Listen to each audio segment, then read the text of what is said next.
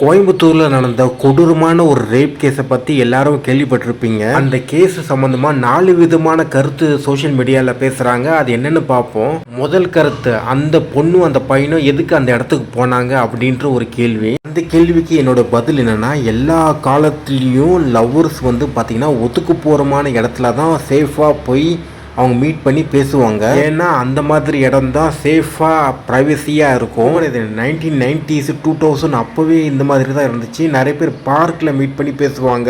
பார்த்தீங்கன்னா பீச்சிலே ரொம்ப ஓரமாக யாருமே இல்லாத இடத்துலலாம் போய் மீட் பண்ணி பேசுவாங்க. ஏன் அந்த மாதிரி மீட் பண்ணி பேசுகிறாங்கன்னா, ஏன்னா அவங்க வீட்டுக்கு தெரியாமல் லவ் பண்ணுவாங்க. இல்லைன்னா ஒரு சில புறம்போக்கு ஜட்ஜ்மெண்டெல்லாம் கேள்வி கேட்டுட்டு இருப்பாங்க. நீ ஏன் இந்த ட்ரெஸ் போட்டிருக்க, நீ யார், அந்த பையன் யார், ஏன் 2 பேரும் ஒட்டிட்டு நடந்து போகிறீங்க, அந்த மாதிரி கேள்வி கேட்பாங்க.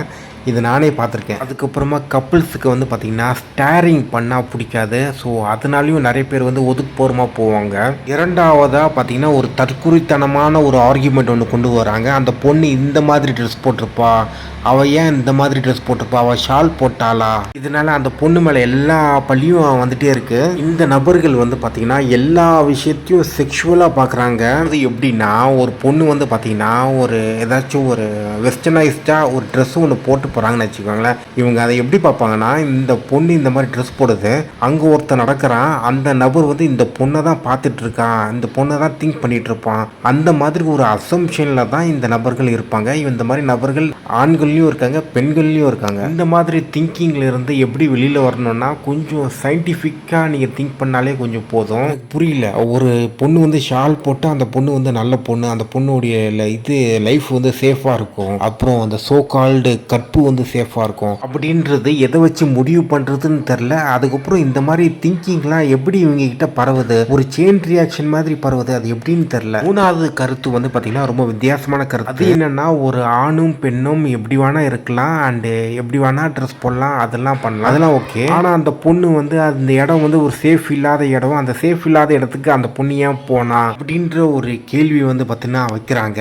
இவங்க பார்த்தீங்கன்னா அந்த பொண்ணும் ஆணுடைய ரிலேஷன்ஷிப்பை அப்போஸ் பண்ணல, அந்த பொண்ணுடைய ட்ரெஸ்ஸும் அப்போஸ் பண்ணலை. அவங்கள பொறுத்த வரைக்கும் அந்த இடம் ஒரு சேஃப் இல்லாத இடம், அந்த இடத்துக்கு ஏன் அந்த பொண்ணு போனாங்க. ஒரு இடம் சேஃபாக இல்லைன்னா நீங்கள் கேள்வி கேட்க வேண்டியது கவர்மெண்ட்டை.